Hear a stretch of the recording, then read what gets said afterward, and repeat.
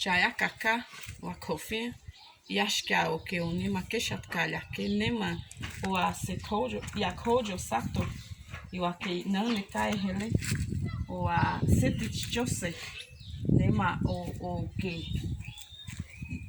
Yakake Yakanse, La Hele, Nema Tade, Latkana Nite, Oa Sekojo, Dumanedwa, Iwake Nane Kai Hele. Ya feito que palha sato tá tetilha kaka uni mahale ele carle o asecojo teto rosato nema ao hele. Bem, gente, bom dia. Eu me chamo Nudiadia, meu nome no meu idioma, e no português eu me chamo Expedito. Sou professor indígena aqui na comunidade Funiô. Estou aqui contribuindo com os estudantes do curso de Pedagogia da ESA, mostrando um pouco sobre a diversidade da cultura artesanal do povo Funiô. E falando um pouco sobre o que falou a minha parenta, onde ela fala que estamos aqui hoje, na língua, para mostrar para vocês um pouco dos nossos trabalhos, da nossa arte. Entendeu? Então é isso que ela quer dizer. Coisas que os nossos antepassados deixaram para que nós hoje dessem continuidade à cultura artesanal do nosso povo. Desde já eu agradeço imensamente ao convite dos estudantes do curso de Pedagogia da ESA em questionar, em poder, dentro dos seus componentes curriculares, questionar um pouco sobre a cultura artesanal do povo Funiô. Então, diante do que foi sugerido por vocês, através das perguntas, a gente sintetizou um pouco. E a gente vai, de uma forma bem sucinta, mostrar para vocês, tentar responder os seus questionamentos em relação à cultura artesanal do povo Funiô. Então a gente fez uma síntese de que a importância da música e da dança nos rituais, os principais artesanatos, como a cultura artesanal é repassada na aldeia. Veja, é o seguinte, o povo Funiô, ele é um povo com uma diversidade cultural imensa, contendo vários elementos que compõem uma grande diversidade da cultura Funiô. Dentre elas, nós temos os artesanatos, que é uma cultura que se passou de geração em geração, e hoje, mesmo em tempos globalizados, com a cultura dominante do não-índio, né, a cultura sedutora do não-índio, a gente se mantém restrito e, de todas as formas, consegue manter essa cultura artesanal. Então, a importância da música e da dança nos rituais. Hoje, os elementos que compõem a musicalidade do povo Funiô se estendem em três quesitos, que são eles: o toré, que é uma dança típica do povo Funiô, onde utilizamos o toré para comemorar colheita, caça, receber pessoas importantes que vêm nos visitar e trazer bens para nós. Depois nós temos a cafuna, que em convívio com outros povos, Cariri transformou cafona, que são um número grande de indígenas, homens e mulheres que dançam em círculo para mostrar a cultura, e essa música fala justamente das questões internas do nosso povo, faz relação com a natureza, trazendo a conscientização do nosso povo com relação à preservação ambiental, a plantas medicinais, enfim. Essa é a dança da cafuna. E o ritual, que é mais uma manifestação tradicional de comemoração, que é o samba de coco. O samba de coco Funiô, em anos passados, os nossos antepassados eram os andarilhos, nômades, e buscavam seus sustentos em várias localizações do nosso município aqui em Águas Belas. E, ao mesmo tempo, eles se encontravam com os negros, fugidos das senzalas, e começavam a conviver com eles. Nesse convívio, o indígena captou a melodia da cultura africana, do samba, e trouxe para a sua realidade. Então o samba de coco, pessoal, ele é tradicionalmente comemorado, praticado durante o período junino, onde todos os anos os indígenas saem em caminhada pela aldeia, dançando e cultivando o samba de coco. Mas antes, conta-se os mais velhos que a dança do samba de coco era também realizada durante a fabricação de casas.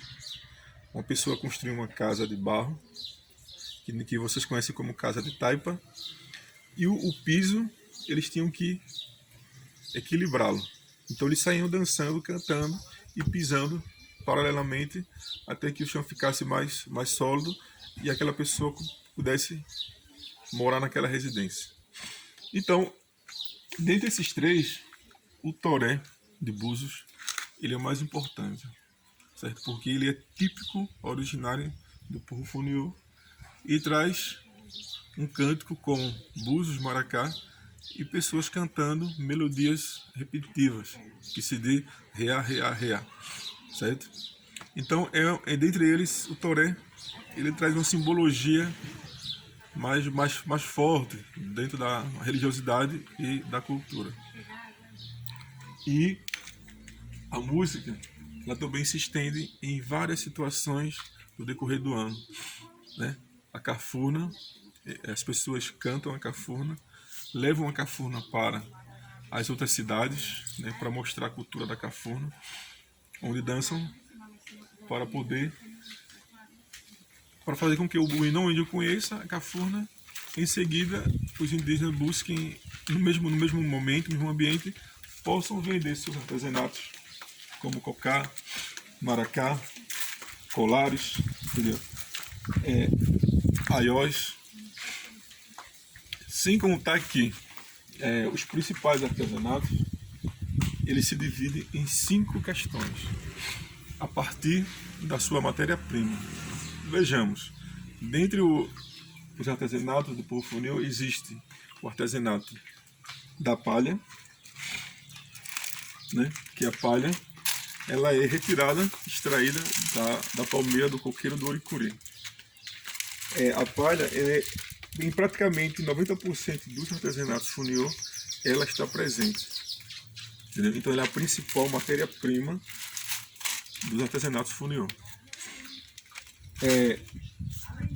Então, acima da palha, temos a arte da pena, do cocá, certo? A arte do matéria-prima extraída do crauá, né, que outros povos chamam de caruá, mas dentro do nosso vocabulário é crauá.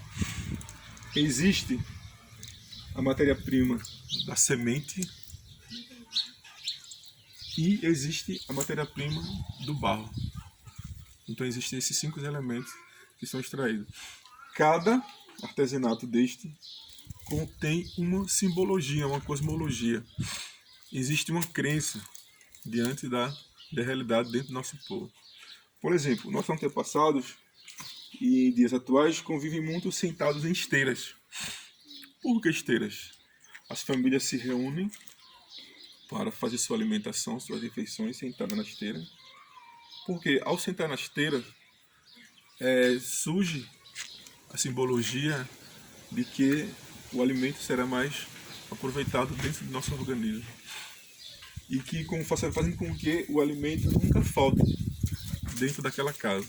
Então existe todo o artesanato, ele não é simplesmente uma arte, mas também ele detém uma simbologia, uma cosmologia indígena, uma crença, uma divindade, onde cada artesanato apresenta. Então os principais artesanatos surgem a partir dessas 5 matérias-primas: o barro, a semente, a madeira, o crauá e o barro, se não me engano. Esses 5 elementos que são extraídos. E cada um contém sua divindade, cada um tem sua cosmologia, cada um tem seu preço, seu valor cultural, cada um tem seu valor material e cada um tem seu valor imaterial. Certo? Não é simplesmente fazer uma arte, não é simplesmente cultivar uma arte, porém ela traz todos esses elementos dentro da realidade indígena de cada povo, ok? E como a cultura artesanal é repassada na aldeia? Ela é repassada através de diversos ensinamentos, onde o principal ensinamento são os mais velhos, que detêm todo o conhecimento dessas artes. Aqui nós temos abano, feito da palha do kiruricuri, certo? Uma peça muito rara, artesanal do nosso povo, onde nossos antepassados, em condições mínimas de sobrevivência, utilizavam a lenha, o fogo de lenha, para fazer seus alimentos, e o principal elemento de elevar o fogo para que a comida tenha mais rapidez para ficar pronta. Então existia o abano, que também era utilizado entre as mulheres para se refrescar durante o período de calor. Entendeu? Então temos o aió, outra peça muito importante, né? Hoje, dentro do nosso povo, só os mais velhos conseguem fazer essa peça artesanal extraída do crauá com mais eficiência, com mais praticidade, né? A vassoura, feita da palha, certo? É ensinada por família. Inúmeras vezes, os mais jovens, eles não são induzidos, venha aprender. Não, é uma prática cotidiana, em que toda a família pratica esse artesanato, e os indígenazinhos começam a aprender desde criança, fazendo, vendo e ao mesmo tempo contribuindo para a quantidade de artesanato, né? Durante muito tempo, a arte da vassoura de palha, ela passa por vários processos até ela chegar nesse estado. Então, dentre eles, tem atividades que mulheres realizam e outras atividades que homens realizam para poder chegar nesse processo final, que está pronta para ser utilizada para varrer a casa. Então, e hoje a gente conta com um elemento muito importante, que é a educação indígena, né? Nas nossas escolas existem professores de arte indígena que levam todos esses elementos, toda essa gama de arte para as salas de aulas, para que nossos alunos também acompanhem esse processo de ensino, de aprendizagem, para que nossos alunos aprendam o respeito e a cosmologia que cada arte dessa tem para o nosso povo.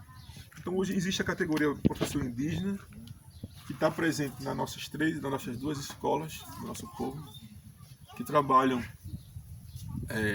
diariamente com crianças, jovens e pessoas adultas na revitalização e na garantir que nossas artes do nosso povo se mantenha intacta, se mantenha presente.